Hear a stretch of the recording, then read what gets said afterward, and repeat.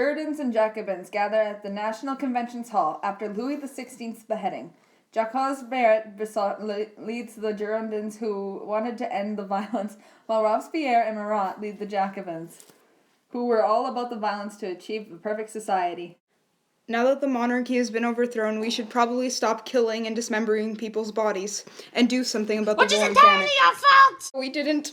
You're corroding the revolution with your passive ways in support of the monarchy! Literally just overthrew. Royalist! Traitor!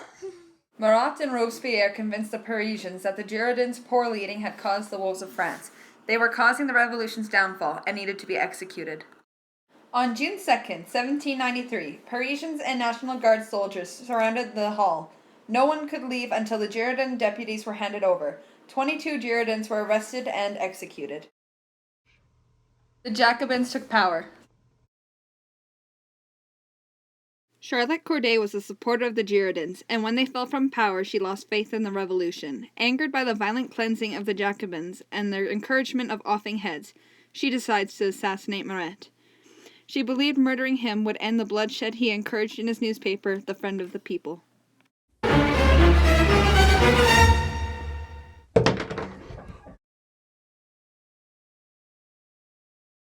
Corday was arrested and beheaded.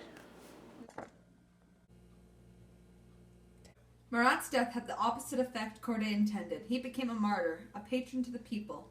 Revolutionaries worshipped him. This is where Robespierre really steps up the terror game. Robespierre had become disconnected from people and their end goal. He wanted the principles of the revolution to be upheld, and the people wanted to keep their heads, not starve, and have a decent enough wage to support their family. Because of this difference of end goals, Robespierre saw traitors everywhere. Anyone not worthy of the revolution was killed. Robespierre decided to change the Committee of Public Safety from doing the daily work of running a country into weeding out traitors. Our first order of work shall be to purify the provinces by ending the revolt led by the Royalists, Girondins, and their supporters. How do we stop them? Terror!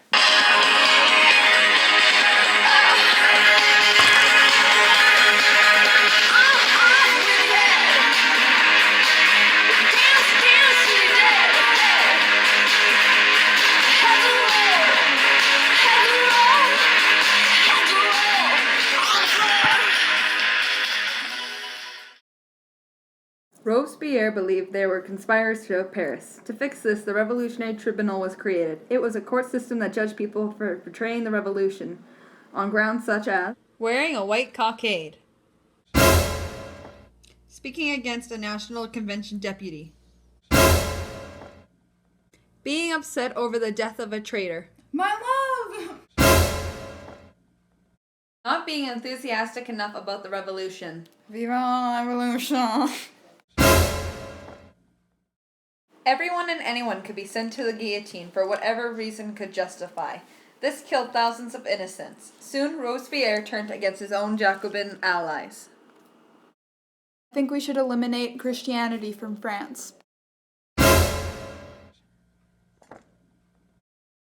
Maybe we should stop killing the French. Everyone in the convention grew fearful of Robespierre and who he'd send to the guillotine next. They wearied of the terror and eventually decided enough was enough. The convention has been compromised with traitors. We must purify. Robespierre has doomed this country with his never-ending terror. The convention cannot support this any longer. Robespierre lost the government's support as soon as he threatened the convention with execution. Because of this, he made a drastic move.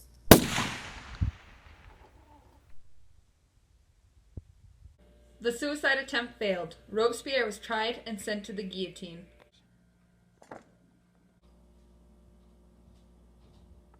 So the reign of terror ended. Robespierre's purification of France died quickly after his execution.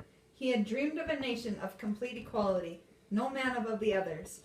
To achieve this, he believed he had to kill any opposers of his view of nationalism. The terror filled him with anxiety, seeing traitors everywhere. His own terror fed the reign of terror, which eventually cost him his life. France rebuilt, and people moved on to happier lives.